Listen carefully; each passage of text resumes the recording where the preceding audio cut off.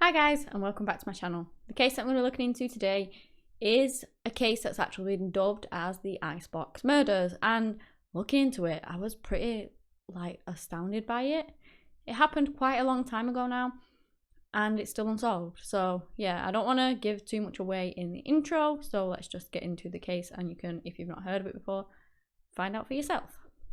I would just like to let you know, I mean no disrespect to anyone that I talk about today. I've just got this information from the internet and compiled it into a video for educational purposes.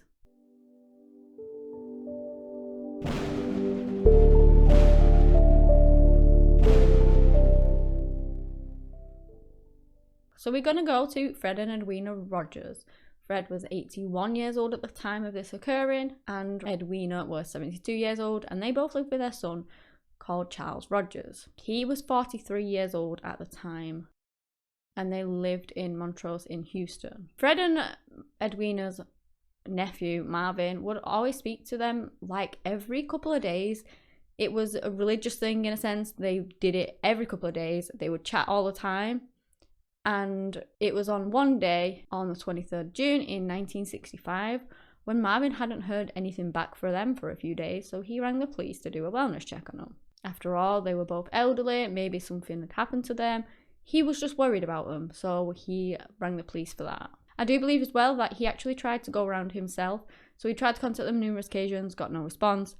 I believe he went round himself but couldn't gain entry and it had no answer, so his next best option was to call the police, because maybe they could gain entry if they felt like they were in danger or something like that. So the police agreed to do this welfare check. They came to the house. It was around 9 p.m. and they knocked on the door. They looked through windows. They tried to, get any response from them, but couldn't, and they couldn't gain access through the front door. So they go around to the back door and they find actually that it is open. So they enter the house and they look around, but they do not find Fred. They do not find Charles or Edwina.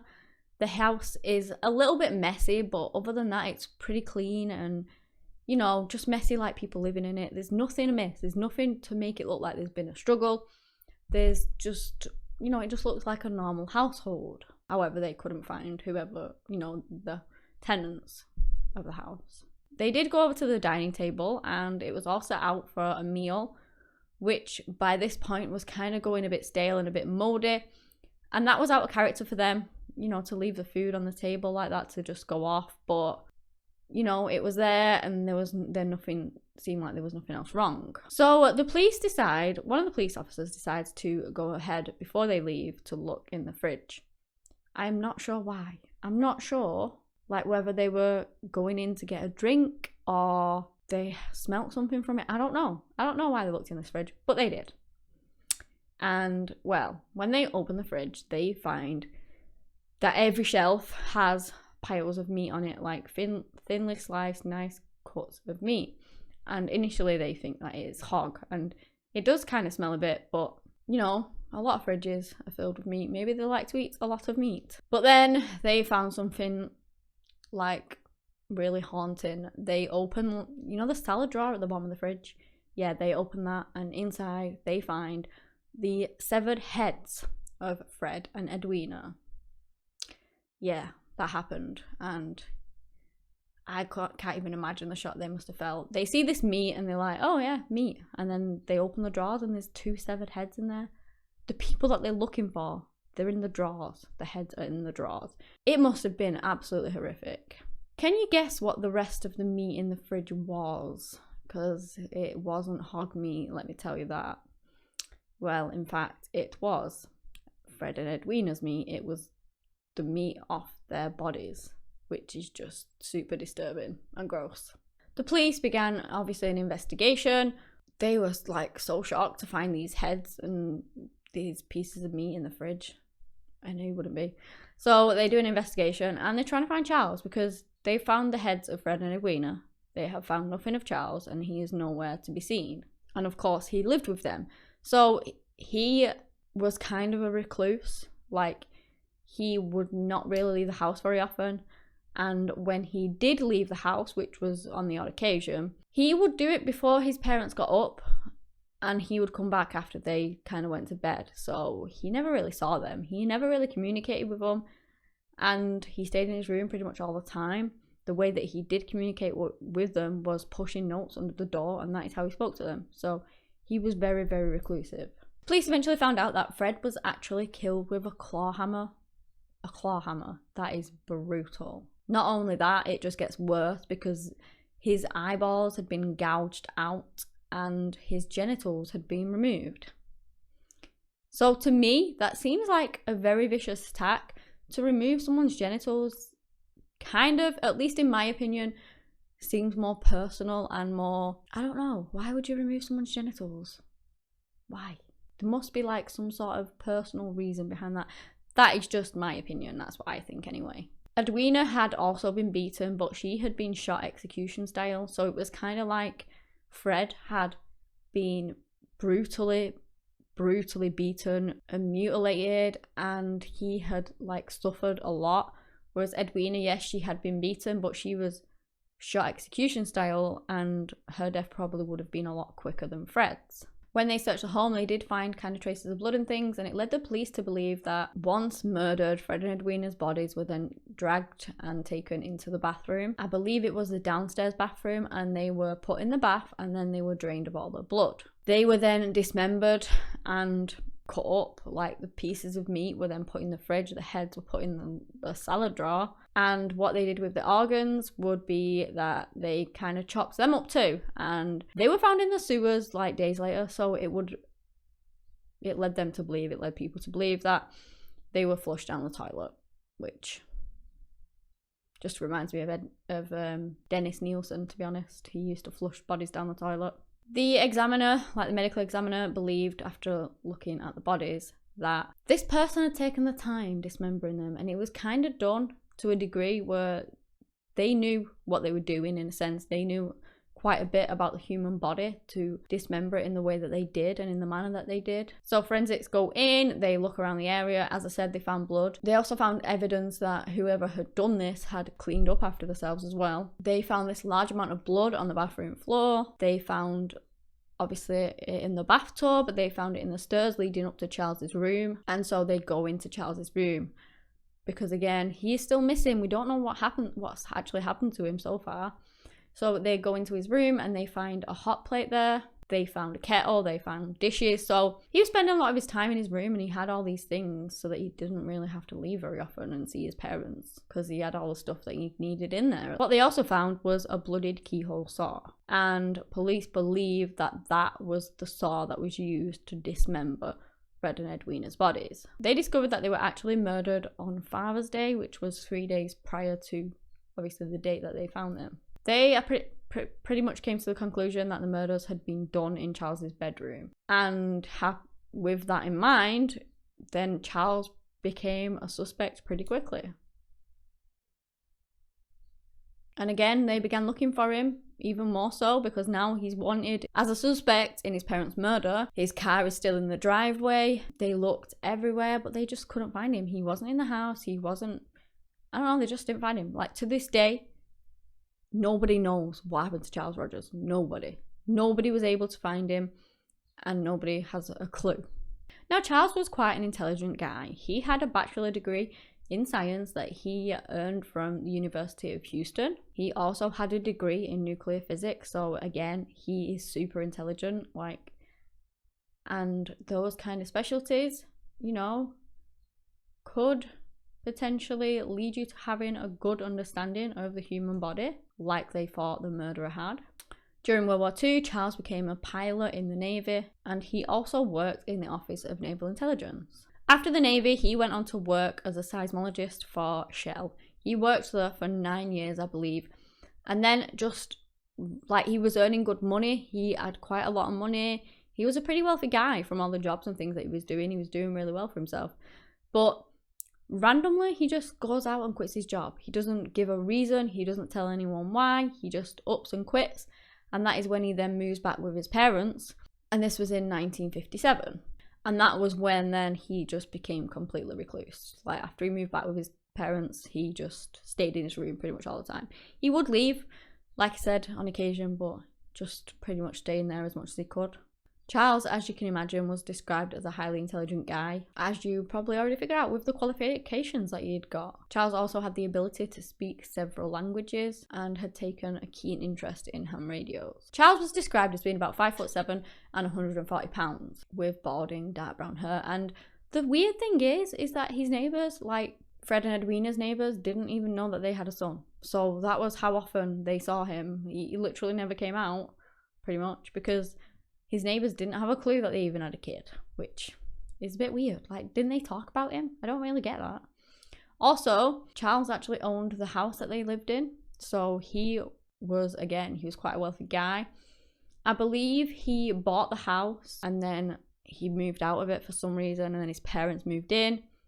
And then, obviously, when he quit his job, he went back to live in his house again. So it was well known as Fred and Edwina's house, but it was actually Charles's house. On the odd occasion that he did leave the house, he would go for hours and nobody would know what he was doing. As I said, he avoided his parents as much as he could. He was thought to be unemployed, and so where did he go for all these hours? What did he do? Nobody really knows to this day. Charles became the main suspect in the case, as I said, pretty much straight away. He was missing. He was the last one to be obviously known to be in the house. He was just suspicious, and they found out that Charles was last seen getting some clothes from a dry cleaning, and that was the day before the murders occurred. And then nobody saw him after that. And that's pretty much it. He just vanished. So over the years, of course, people have come up with their own theories. People have speculated on what had happened, and there have actually been a couple of books written on it and things like that, where they each have their own theories in too. Also, people have come forward with information, things like that. In 1992, John R. Craig and Philip A. Rogers, who were investigators for the National Intelligence Service Bureau, made claims and had a theory that Charles was actually a CIA agent. He'd been recruited in 1956, and that he then worked for them up until well into the 60s. Apparently, they believed that Charles, being a CIA agent, obviously he has a lot of privacy, he has a lot of private phone calls, maybe that's why he was avoiding his parents so much, because he wanted to keep everything a secret. And it's believed by them, and by a few other people actually as well, that maybe his parents found out information they shouldn't have. Maybe they were listening to his conversations, unintentionally, didn't really know what kind of danger it would put them in, and that because of that, he killed them. He then supposedly fled to Guatemala, where he probably died of old age. They actually wrote a book on this, and it is called The Grassy Knoll. If anybody's interested in it, anybody wants to look deeper into their theories, it's quite an interesting read. Another really interesting aspect about this case is that these investigators believe that Charles was involved in the assassination of Kennedy, and that Charles was one of these 3 tramps, as they called them, those aren't my words, that were actually arrested and then later released. And they claim that this may be the information that they found out, that his parents found out, and he needed to kill him because of it. At the time though, this theory didn't have much of a basis, I don't think. The police didn't really believe it, and Kennedy's murder is solved, so I kind of dipped into the rabbit hole. There's a huge rabbit hole surrounding that, and I just dipped my toes in it because there ain't no way I'm going down that rabbit hole. So if you want to look more into it, then please do. It's very interesting. I just didn't want to delve too much into that because his case is solved, so I don't know. So even though the police didn't think it was really plausible, that theory, they still thought that it could be a possibility. Anything could be a possibility, really. We just don't know what happened. Let me just mention that it is a theory. There's no solid evidence for any of these theories. These are all just speculation, really. I did find that one interesting. Tying it in with JFK was insane. Like, I couldn't actually believe that when I read it, but it's not really like a theory that I would kind of lean more towards in this case. Personally, at least, anyway. If you guys think that his parents were listening into his conversations about murdering JFK and being involved in it somehow, then let me know in the comments below. Let me know if you believe this theory, because I again found it interesting. It's just not something that I would lean towards, is all. Then in 1997, Hugh Gardner, who was a forensic accountant, along with his wife Martha, began investigating the case themselves, and they also wrote a book on it too. This book was named The Icebox Murders, and in it they wrote how they believed that Charles did have dealings with CIA agents, when he worked for the Shell, but that he didn't actually become an agent himself, and therefore that is not the reason why he killed his parents. They actually believe that it's more of a deep-rooted personal vengeance against his parents, because they believe that he was abused. They believe he was abused physically, emotionally, as well as financially. So his parents took out a lot of loans on the house, which wasn't theirs. They took out a lot of, I don't know, loans in his names. They really tried financially defrauding him, in a sense. You know, they tried to steal money off him.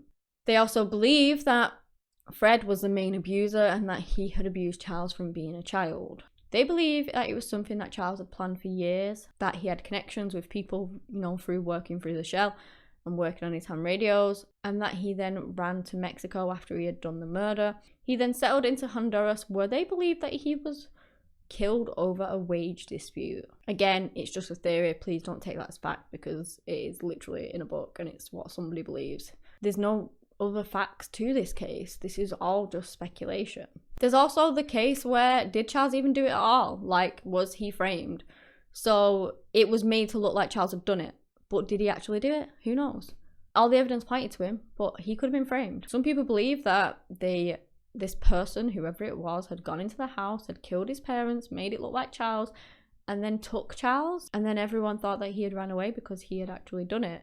Or maybe they even murdered Charles and dumped his body elsewhere to make it look like he had done it, but then they killed him and dumped him elsewhere so that he would never be found and he would always be a suspect in their murder.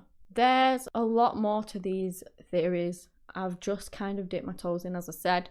I didn't want to get too much into them. I don't want this video to just be like mainly theories, do you know what I mean? Because at the end of the day, Fred and Edwina lost their lives and we still don't know what happened to Charles, and I don't want to get too much away from that by delving into these theories about JFK and whatnot. So if you are interested in that, please do look it up, because it is interesting, but I just didn't want to make this video all about the theories of the case rather than kind of the facts of the case. Either way, no one really knows what happened to Charles. He was actually declared as legally deceased in absentia in the July of 1975. And although Charles was the main suspect in the case, Edwina and Fred's murder still remains unsolved, because they don't know. They don't know that he did it.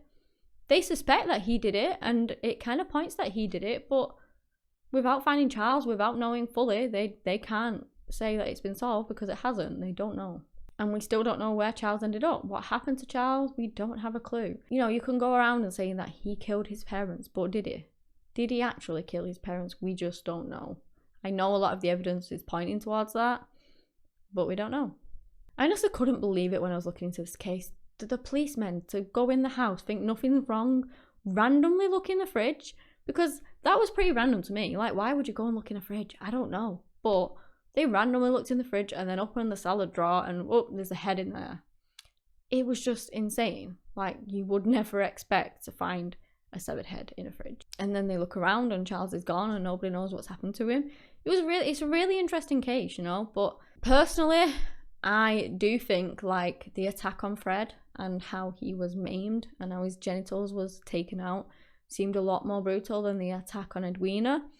And if Charles did do it, then I would lean more towards abuse, because he literally removed his genitalia. Why would you do that unless maybe he was sexually abused and he had a hatred towards it, and that is why he got rid of it. Again, it's my theory, my personal opinion. We don't know, but from looking into this and seeing what I've seen, that would be where I would kind of go. Again, I don't know whether Charles did it, but if he actually did, then maybe it was because he was abused, because just seems like a very brutal personal attack, to me at least. Maybe his mother knew about it, maybe she didn't, that's why she only got the brunt of it. Maybe he'd killed his father and she walked in and he had to kill her as well. I don't know. Personally, I do think Charles is a pretty good suspect in it, but again, if he was framed, that is, they've done the job, haven't they? Because everyone thinks Charles did it, pretty much. You know, most people do, because he is looking like a good suspect. So I don't know. I lean more towards Charles, but again, it might not be him. We just simply don't know, and I don't think we ever will. This case is quite old now. If Charles was still out there and he did flee to Mexico or somewhere else, he would have died of old age by now, you know, and he probably never ever told anybody else about it if it was him, and so the secrets would have died with him, you know. I'd love to know what your thoughts and theories are on this case. Which one of the three would you lean towards most? If you agree with me or not, you know, just leave it in the comments below. I like to be very interactive on this channel and see what you guys all think about it. But yeah, that's all I have on this case. If you have any more suggestions you'd like me to look into, let me know and I'll look into them for you. If you've enjoyed it, give me a thumbs up and subscribe to my channel if you want to. Anyway guys, that's all I have today on the case of Fred and Edwina Rogers and Charles Rogers. Thank you so much for watching, and until next time, bye.